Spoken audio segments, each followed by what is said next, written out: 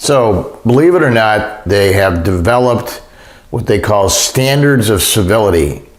Now, these are in addition to the rules of professional conduct and any other local rules that may apply in your particular jurisdiction.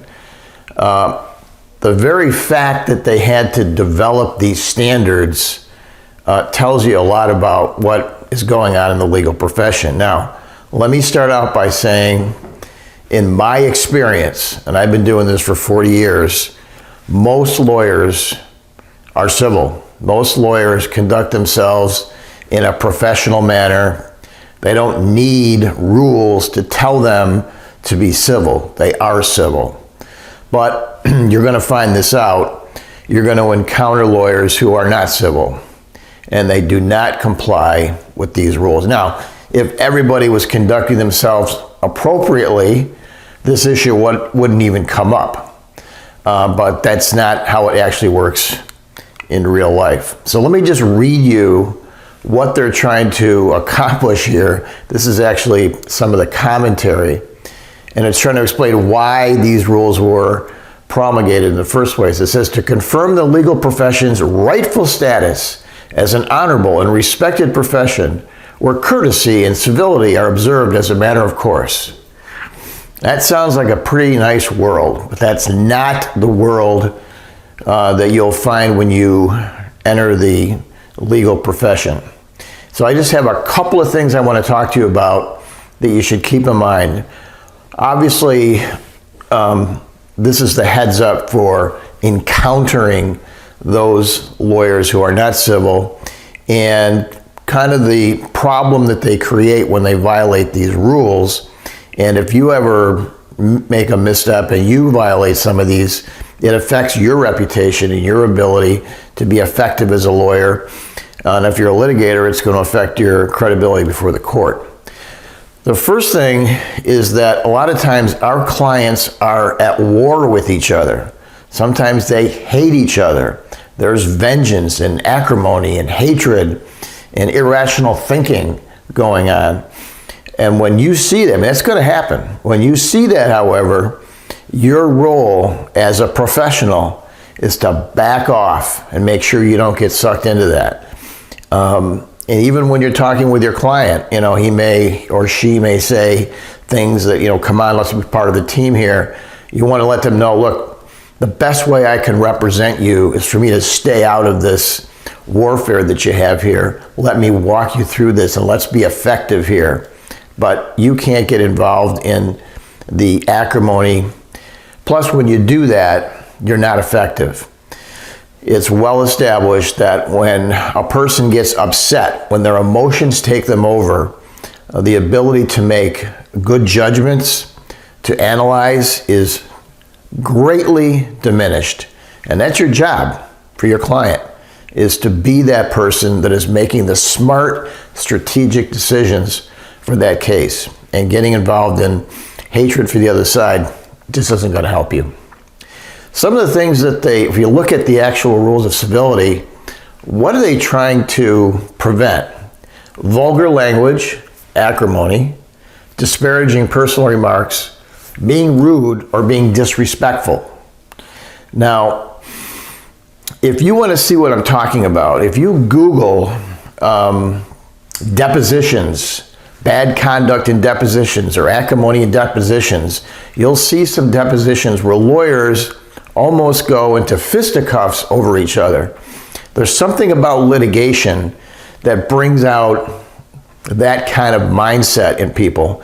Now, today, the rules of depositions have been promulgated, and there's a lot of things that back in the day you could do that you can't do anymore. But it's actually comical to watch these lawyers almost face off in fist.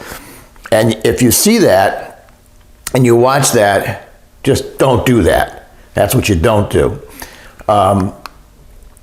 Number two, prolonging litigation or using the law as a means of harassment for your adversary. And let me tell you something, if you think you're being very secretive and covering up the fact that you're harassing your opponent, you're not. Judges will see right through that, and that is one of the worst things you can do. For example, discovery. You're in a litigation, and there's certain things that you need, right, to prepare your case. You know pretty much what you're looking for, and you could, have a demand for documents or some interrogatories that would be, 15, 20 items, maybe not much more than that. But you don't do that. You go get all the boilerplate and you ask for everything under the sun, asking for most of the stuff that you don't really want. And you're doing it to harass the other side. I had a case not that long ago where we received boilerplate discovery. Okay, that's pretty typical. You have a form, and it just was all over the place. And I pretty much knew that the lawyer was looking for, because the issue was pretty narrow, I knew what he was looking for. And I called him and said, I got your discovery here. Why don't you just tell me what you really want, and I'll get it for you. And the response was, you figure it out. Now, to me, that's harassment. Okay, that's not necessary. That's not how lawyers work with each other. Discovery, most of the time, that's what happens. What are you looking for? Okay, let's narrow this down. Let's work together. Let's craft our discovery so that you get what you want, and I'm not running around getting a bunch of stuff that you don't want, you don't need. And then worse, if you can't agree on it, you have to go to the judge. And judges hate discovery disputes. They hate it. It's a waste of their time. They look at you as, can't you guys figure this out? Why are you coming to the court? So, if you want to try to snuff that out, but that's one example of using the system to harass the other side. Unethical, improper, you could get sanctioned for it. You could end up with a grievance, and it does violate these rules of civility. Civility means, it doesn't mean you don't represent your client. It means that you're civil, you're reasonable. And using the system to prolong litigation, extensive discovery, et cetera, is a good example of some uncivility that they're trying to remove. Deception, boy, is this huge. You can be in a position where you don't obviously give up things that you don't want to give up, or provide information that hasn't been asked. That's obvious. But there's so many occasions in the practice of law where there's an opportunity to say something that isn't quite right. And you want to try to avoid that for a lot of reasons. First of all, if you obtain the reputation as someone who's deceptive, you're going to have a very difficult time in your practice, because other lawyers aren't going to want to deal with you. And if they do, they're always going to be protecting their backside. So these are some of the things that these standards of civility try to eliminate from the practice. And it wouldn't be a bad idea if you picked up a copy of it and just went through it. It gives you a flavor of the kind of things that the profession looks down on, and what you should absolutely avoid.